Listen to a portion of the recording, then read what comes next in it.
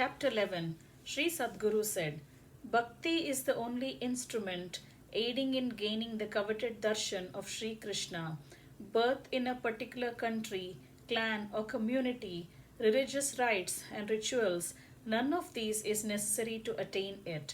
Lord Hari is within the reach of that person who has cultivated unflinching faith and devotion for him, consciously or otherwise. With the help of the device of loving devotion, many bring Sri Krishna into their fold, while he stands beyond the reach of even great yogis. When this is true, what is the use of unnecessary arguments? As a goat's neck is cut by a knife in a butcher's shop, the hearts of great scholars are broken by the pedagogic discussions of the Shastras. The great scholars while away their lifetime in vain discussing the pros and cons of controversial passages from the Shastras. Those Rasikas who have abiding love for Sri Krishna and are enchanted by his glory, though ignorant of the Shastras, are really fortunate. In Persia, there was a rich Muslim. He had a blessed daughter named Haseena. She was graceful and charming and was endowed with good manners. She was gentle and affectionate. She was not aware of the customs and conventions of the family. She was quite daring. She was just 16 years old and was innocent like a child. There was no tinge of ostentation in her.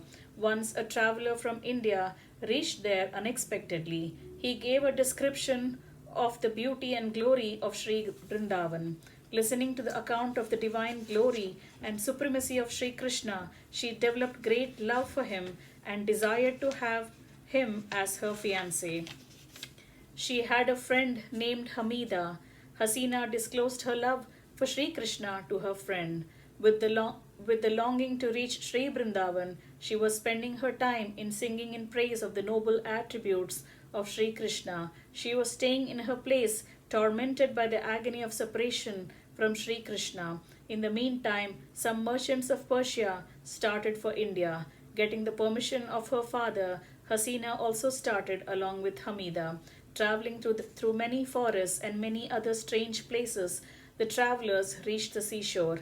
They decided to stay there peacefully, pitching tents for the night. But suddenly, a group of ruthless robbers came there. They tore the tents into pieces and beat and killed the merchants. The two girls got terribly frightened. In great shock, they were hiding in a place, meditating upon Sri Krishna. Finding them there, a robber chieftain became very happy. That strong, cruel, and lustful man dragged them away forcibly. When the king of that region came to know of this, with real kindness, he bought them for a price and brought them to his place. Thus, as her life was caught in peril, Haseena became very sad, and the agony of separation from Sri Krishna tormented her all the more. She stayed there, always meditating upon Sri Govinda. The issueless queen considered Haseena to be her own daughter and looked after her with great care. Enquired by that queen with great love and concern, Haseena narrated her story. The noble queen was surprised to learn the loving devotion the two girls had developed towards Sri Nandakumara.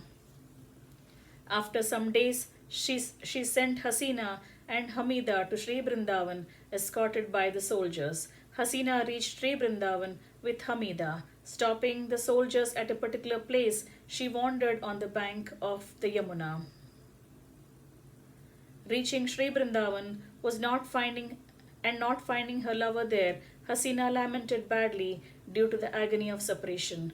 Haseena lamented, Hey Krishna, Hey Jagannatha, Ramanatha, Madhava, I have come to Sri Vrindavan undergoing untold miseries. Why do you ignore me like this? I have come from a far off place with the sole desire of having your darshan. O Krishna, the merciful Lord, where are you? You are my only savior.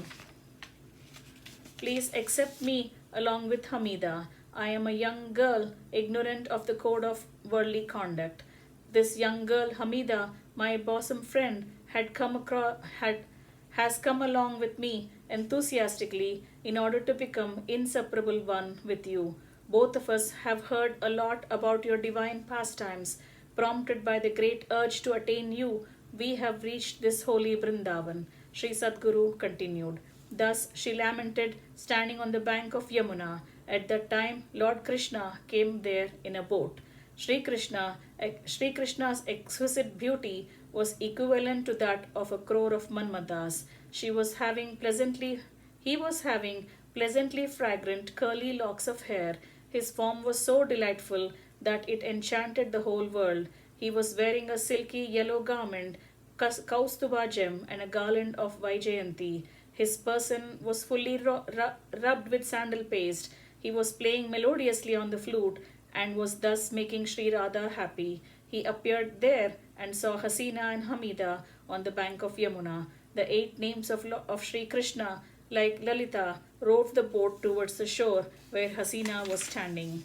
Seeing Sri Shyamasundara, the Purushottama, the greatest Rasika, Haseena and Hamida became very shy and hence bent their heads. Lord Sri Krishna, who knows the glory of the real Prem, took the 2 girls into the boat with great ecstasy and vanished. Sri Krishna, the repository of mercy, entered Brindavan, embracing the 2 girls, Haseena and Hamida.